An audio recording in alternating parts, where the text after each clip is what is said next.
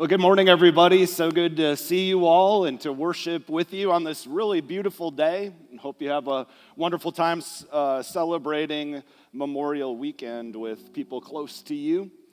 As we start out this morning, I'd like you to raise your hand if you are a control freak.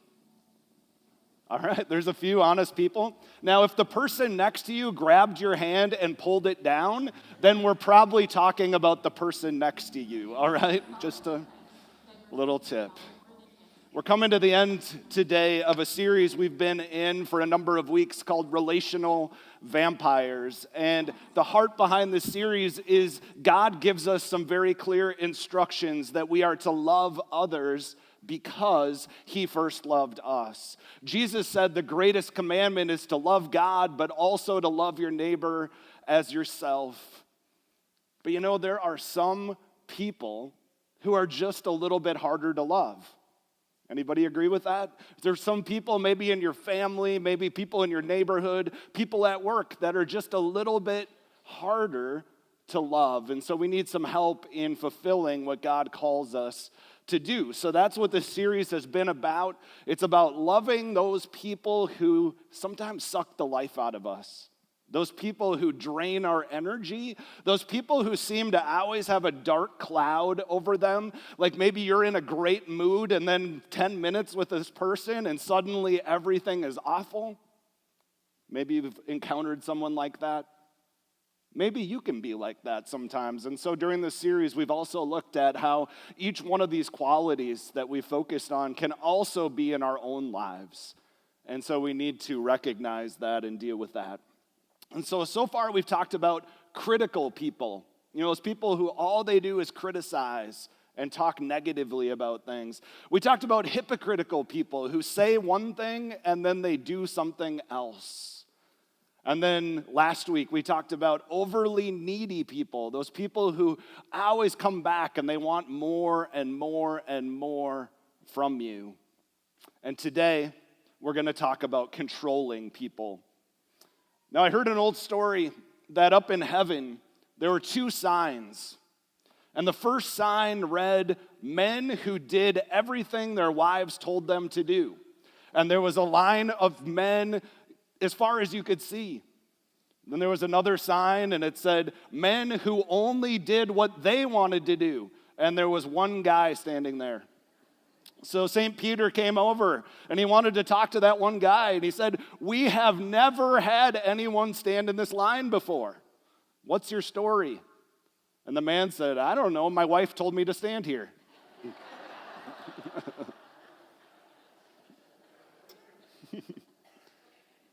And to be fair, we could flip that and use it the other way. It's not only husbands and wives that way. But do you know any controlling people? Do you know anyone who always has to get their way? Do you know someone who is manipulative? I mean, it could be a spouse. It could be a parent. It could be a boss. It could be a friend. It could even be a coworker or maybe even a church member. Maybe someone who likes to micromanage everything. Someone who always has their own agenda. Someone who tries to take advantage of you. And when they don't get their way, they pout or they lash out or they threaten. They give the silent treatment. And sometimes it can even get worse. When you deal with a controlling people, it can turn into abuse or mistreatment even. And so maybe you've been hurt before. Hurt deeply by someone with control issues. Now, did you know there are all sorts of stories about people who have control issues, people who try to manipulate all throughout the Bible, both the Old Testament and the New Testament. You might remember the story of Jacob. Jacob manipulated and tried to control his brother Esau and his father Isaac in order to get his birthright. Remember the story of Laban. Laban manipulated and controlled Jacob then. Jacob showed up and he wanted to marry his daughter, and Laban manipulated him into working for free for 20 years. Or how about the story of Samson and Delilah? Delilah was a master manipulator to get her own evil plan and evil purposes to come about. Or there's a New Testament story of King Herod. King Herod was married to a woman named Herodias, and Herodias and her daughter manipulated Herod because they wanted John the Baptist killed, and eventually they got his head on a platter. You see, there's all sorts of stories about people who have control issues, people who manipulate to get their own way. And so our question that we want to really dig into this morning is, what do we do when we deal with someone who's a control freak? What do we do when someone tries to manipulate us? And so as we heard in our gospel reading today, we're going to look at Matthew chapter 16 and this interaction between Peter and Jesus. But before we jump into this story, we need to look at the story that took place just before it. Because Jesus is traveling with his disciples, and they come to a place called Caesarea Philippi, which was like the Las Vegas of the first century. All the disciples were probably teenagers, and it was the place that their parents said, don't ever go there. And now Jesus brings them to this place, and they're up on a cliff, and they're looking out over this crazy, evil town. And Jesus turns to his disciples and says, who do all those people say that I am? And you remember they say, well, some say you're Elijah or Moses or other prophets. And then Jesus turns it around and he says, but who do you guys say that I am? And Peter is the one who stands up and he says, you are the Messiah, the Son of the living God. And Jesus says, that is the correct answer. And he says, on this rock, I'm going to build my church, and even the gates of hell will not prevail against it. Now, there's all kinds of debate on what does it mean by the rock. It's why the Catholic Church traces the papacy back to Peter. But the rock, it could be that confession of truth, that amazing truth that Peter says, that confession of faith. Can also be the rock that they're actually standing on. That rock was known as the gates of hell. It's where they believed the demons would come and go. And right on that spot, symbolic of evil, Peter makes this amazing confession of who Jesus is. And it's Peter's moment to shine. We oftentimes talk about these times that Peter falls short. He's a little too eager. He gets ahead of himself. But for this moment, he is a key witness. And he becomes a key leader in the early church. Very next story, just a couple of moments later, we don't know if it's days or hours, but there's this interaction that happens because Jesus starts to explain what he's about to do. He's trying to get them prepared. He says, I'm going to go suffer, and then I'm going to die, and then I'm going to rise again after the third day. Peter took him aside, and he began to rebuke him. Never, Lord, he said, this shall never, ever happen to you. You see, Peter is trying to take control of the situation. This is the guy whose name means the rock, and now he is acting like shifting sand. He's saying, Jesus, I've thought about your plan, and I've got a whole better idea. Let's not do it at all. Now, also notice in the text, it says Peter took him aside. Peter took him aside away from the rest of the disciples. And I think what we know is that it is a lot easier to control and manipulate someone when you isolate them from the group. When someone tries to get you away from everyone else, tries to get you alone, it becomes a moment where it's much easier to control and to manipulate. And so that's what Peter does. But look at verse 23. Jesus immediately turned to Peter and said, get behind me, Satan. You are a stumbling block to me. You do not have in mind the concerns of God, but merely human concerns. Jesus isn't going to let Peter control or manipulate him even for one moment. because Jesus is so committed to his mission. In fact, he uses the exact same words that he used in his interaction with Satan when he was being tempted in the wilderness. This is a big, big deal.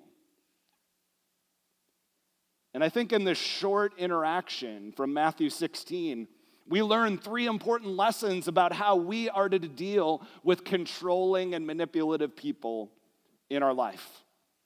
Number 1, we always need to know what we're called to do. Know what you are called to do. Jesus was laser focused on his mission on earth. Remember, he said he came to seek and to save the lost. He came to give his life as a ransom for many. And yet the Pharisees, the crowds of people that followed him around, even his disciples, from time to time, tried to sidetrack him. They tried to get him to focus on other things. They tried to block him even. Yet Jesus remained focused on his calling. He kept you and me in mind as he continued to walk forward to his death. People around him had all sorts of other ideas and agendas that they wanted for him. He could have been a great military leader. He could have gone out and actively battled all of Israel's enemies. He could have added to the power of the religious elites. He could have started a political revolution. But he didn't let anyone knock him off his path. He stayed focused on his call. And in the same way, each one of us needs to stay focused on what God has called us to do. And we've talked about this over the last year. We've talked about how each one of us is created on purpose for a purpose. You have a calling on your life. You have people that you're called to reach. We need to know what we're called to do. Now, some of you know what you are called to do, what cause you are to champion, what people you are to reach out to. It was incredible last Sunday where we had hundreds of people here at Calvary go out and serve in the community. All sorts of different ministries and missions, some focused on homeless people, some focused on people who don't have enough food, education, children, and the list goes on. Maybe you have that passion and that calling on your life. But you know, every one of us actually has multiple callings on our life. You know, you might be called to be a husband or a wife, an aunt or an uncle, a parent, a student, a church member, a servant. As I think about my own life, I have a few callings that I'm focused on, that I believe God is calling me to. First of all, I'm called to follow Jesus. I'm called to love my wife. I'm called to parent my 2 children. And I'm called to pastor and lead this church. Those are my callings. That's my focus. And when other people come and say, well, you need to do this, or you need to try this, or you need to add this, I have to be reminded of what God is specifically calling me to do. So what are you called to do today at this season of your life? Now, the problem with this is almost every one of us, at least time to time, struggles with being a people pleaser. Anybody here identify with that? When you start to focus in on your unique calling, you are going to struggle with trying to please people because other people have all sorts of opinions about what you should do, what you should be about, how you should use your time, how you should use your energy. And maybe you need to hear this truth today. People pleasing is a form of idolatry. People pleasing is putting other people's opinions for you ahead of God's opinion about you. We need to be reminded, ultimately, we are playing for an audience of one. On the last day, we are not accountable to anyone except for God. In Galatians 1:10, Paul talks about this. Paul says, obviously, I'm not trying to win the approval of people, but of God. I mean, if you want to boil down what Paul is all about, I'm not trying to win a popularity contest. No, I'm trying to win only the approval of God. And he says, if pleasing people were my goal, I would not be Christ's servants.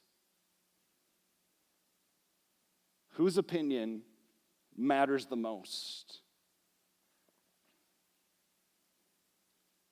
You see, our calling from God should bring clarity to our life. It should be the filter by which we make our decisions. You know, people have all sorts of different ideas. They have all sorts of different thoughts about what you should be about, how you should use your time. But your unique calling can help you make the right decisions. You know, I can't please everyone. I can't meet with everyone. I can't meet every single need out there. I can't go to every single event. And so sometimes I need to say, I'm going to put my family first. I'm going to put my marriage first. And maybe you need to start making those decisions. Clarity around your call. You can't be all things to all people. But you know what? You're not called to do that. You're called to put God first and follow him where he leads. So number one, know what your calling is. Number two, then you need to recognize when someone is trying to control or manipulate you. I mean, Jesus starts to tell his disciples what he must do. He must suffer and die and rise again. And Peter can't even handle the thought of it. His best friend is going to go down this terrible road. And so he steps up and tries to take control. No way, Jesus. I'm not going to let you do this. Now, does this mean that Peter is an evil guy? Does it mean that he has horrible motives? No, not at all. Remember, just before this story, he's the one who has the perfect answer that Jesus is the Messiah, the Son of the living God. But Jesus, of course, recognizes what Peter is trying to do. And what Jesus says is that Peter is looking at things from a human perspective, not a godly perspective. He says, you do not have in mind the concerns of God, but merely human concerns. You see, the reason that Peter is trying to control the situation, why he's trying to manipulate Jesus, is that he doesn't ultimately understand God's plans. He's just focused on his own plans. And it's so easy for this to happen to us, to have our own plans, our own way that we want things to go, instead of seeking God's heart, instead of praying into it and finding out what God's plans are. Now, in order to recognize people trying to control or manipulate us, we need to know what to look for. And I'm sure we could make a really long list of maybe how people have tried to do this to us before. Now, oftentimes what people will do is they'll try to use guilt. You know, after all I've done for you, why won't you do this? Or maybe even, if you were a real Christian, then you would do what I want you to do. Or, you know, I thought you cared about me. Why won't you sacrifice more for me now? Oftentimes, people with control issues will try to guilt you into doing what they want. There's other times people will use threats. You'll regret it if you don't do this. I'm not going to be your friend anymore. I'm going to unfriend you on Facebook. People will try to threaten you to get their way. Other times, though, people will try to use compliments and flattery to manipulate. You know, over the top flattery to try to continue to get you moving in the direction they want. No matter what it is, we need to stay focused on our calling. We need to recognize when someone's trying to control or manipulate us. And then it goes to number three. Number three, we need to know when not to be moved. It's what Jesus shows us in verse 23. Know when not to be moved. Jesus says to Peter, get behind me, Satan. Enough is enough. I'm not going to be moved away from my mission. Now be very, very, very careful, because this is not a comeback that you're supposed to use on other people. Like if your sister or your mother is trying to guilt you into coming to a holiday dinner, do not call them Satan, okay? Just a little free tip there. But just imagine for a moment if Jesus had let Peter control him. Imagine if he had let Peter guilt him into changing his plans. Imagine if Jesus cared more about what Peter thinks than what God thinks. I mean, Peter tells him to stop, or he's going to stop being his disciple. He's going to turn in his disciple card. Or, Jesus, I'm not going to follow you on Instagram anymore, or whatever else.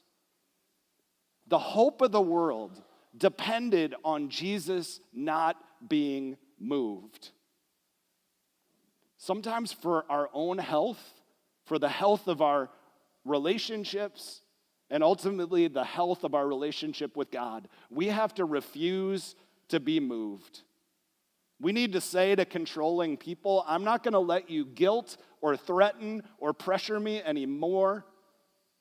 For those of you who are parents, it might even mean not letting your kids manipulate or control you. Oftentimes we as parents are so easily controlled by our children. We need to say, I'm going to follow God first. I'm going to prioritize His call on my life.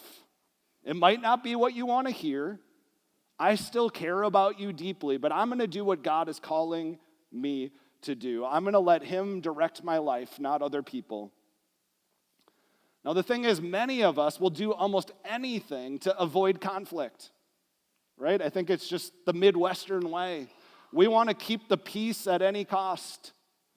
But what often happens is we're willing to start to take steps away from where God called us to be. We start moving towards the other person to try to avoid the conflict, and next thing you know, you are completely away from where God has called you to be. Compromise is not always a good thing when it comes to what God is calling you to do. It's so important to know when not to be moved. Know what you're called to do. Recognize when people are trying to control or manipulate you, and then know when not to be moved. That's how you deal with controlling and manipulative people. But it doesn't stop there. The story doesn't stop there. Peter and Jesus' interaction isn't just about relational advice. No, now it becomes even more personal. It's even more challenging. And it's for every one of his disciples and followers even today. So look at verses 24 and following. So Jesus comes back and he says to all of his disciples, whoever wants to be my disciple must deny themselves and take up their cross and follow me. For whoever wants to save their life will lose it. But whoever loses their life for me will find it. Jesus isn't just focused on other people who are manipulative and controlling. Now he wants to identify those things within us personally. Every single one of us here, whether we want to admit it or not, deep down struggles with control issues. Every single one of us, from time to time, can be a control freak. God gives us so much. He blesses us in so many amazing ways. And what do? We get possessive. Suddenly it becomes my job, my spouse, my kids, my money, my future, my plans, my church. And we start to hold on more and more tightly to the gifts that God has given us. And we forget that in the end, every single one of those gifts is His. They're not ours.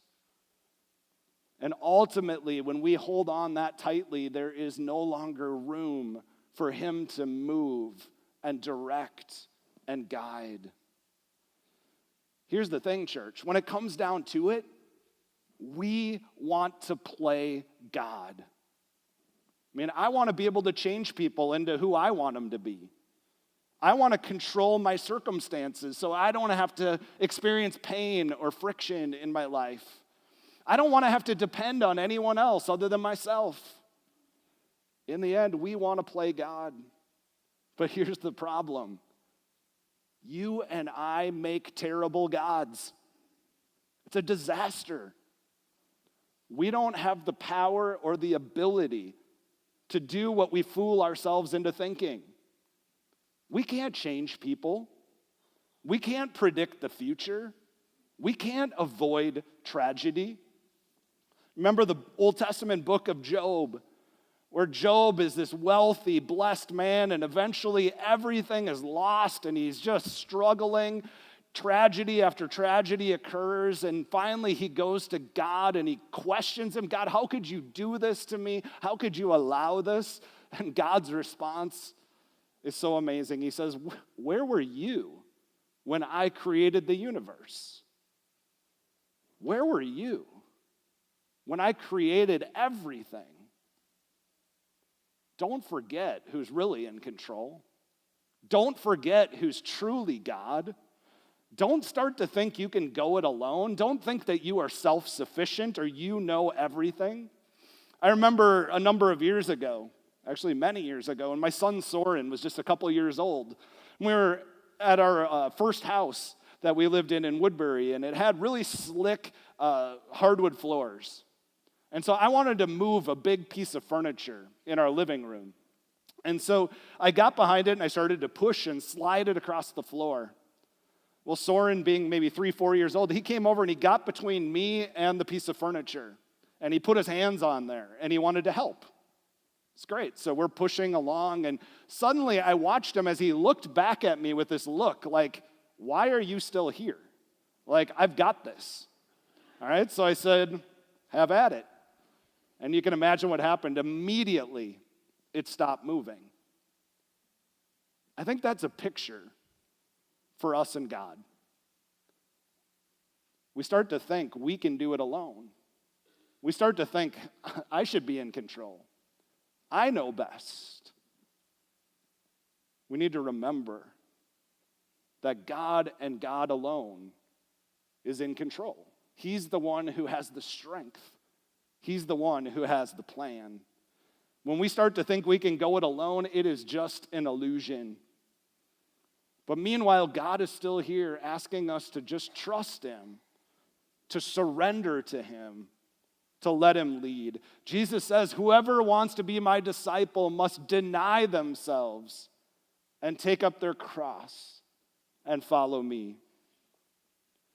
Following Jesus isn't about having it your way at any cost. Following Jesus isn't about putting your own plan into place. No, not at all. Following Jesus is all about giving up control. It's all about stopping all the games. It's about having enough humility to let God lead. And in fact, imagine this picture that Jesus purposefully uses. He says, what this looks like is you picking up a cross every day. It doesn't look like you sitting on a throne. It doesn't look like you being the dictator of the world. No, it looks a whole lot more like you picking up a cross, which is an instrument of death, and denying yourself. Starting to say, it doesn't so much matter what I think. No, it matters what God thinks. You see, every day we are called to surrender. Every day we are called to surrender control. What would it look like for you to surrender your marriage, to surrender your kids, to surrender your job, to surrender your bank account, to surrender the church, to surrender your own opinions, really to surrender your whole life, and every day pick up your cross and put your own self to death? Give up the idea once and for all that you can be God. You know what? You can't change your spouse, but God can. You can't perfectly dictate your kid's future, but God can. You can't control and anticipate every curveball, every tragedy, every problem that might come up along the way. But God can. And God promises to walk with you every single step of the way. And not only that, he promises to work all things for good, ultimately. So maybe today what you need to say is, God, I'm going to stop trying to take your place. I'm going to stop trying to steal your seat. And I invite you to come and lead in my life. I want you to take back control. God, I'm going to stop trying to take your place. I'm going to invite you to come back and be my leader and my guide. I want you to take control of my life. And that means every single relationship. It means every interaction. It means every detail. It means every plan, every worry, every care, and every single moment.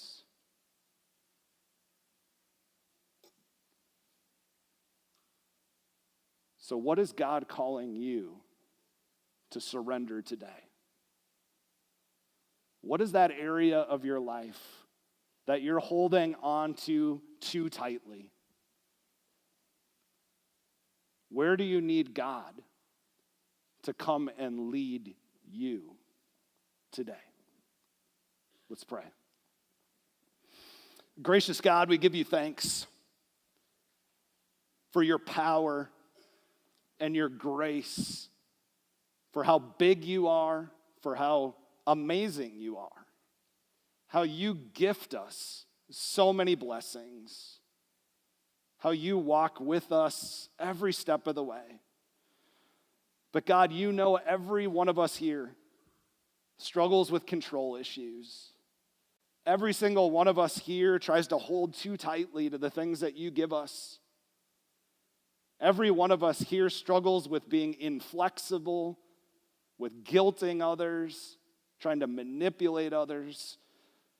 God, shine a bright light on those things in our life today. Show us where we need to surrender to you. And then, God, keep us focused on what you've called us to do and be.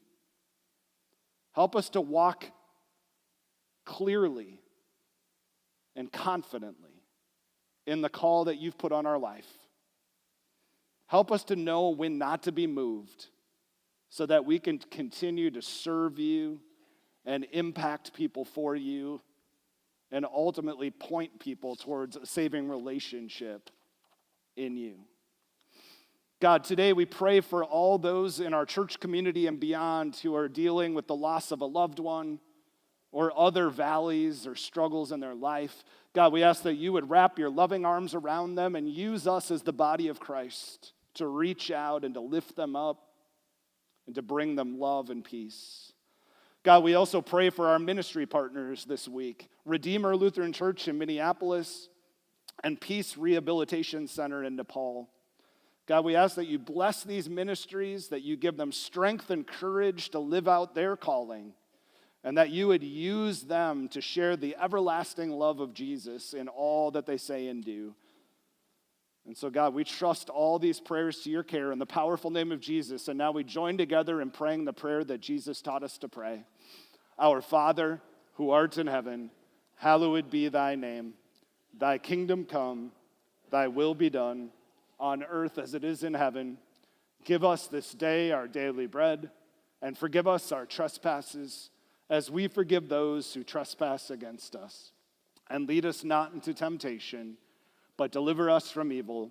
For thine is the kingdom, the power, and the glory, forever and ever. Amen.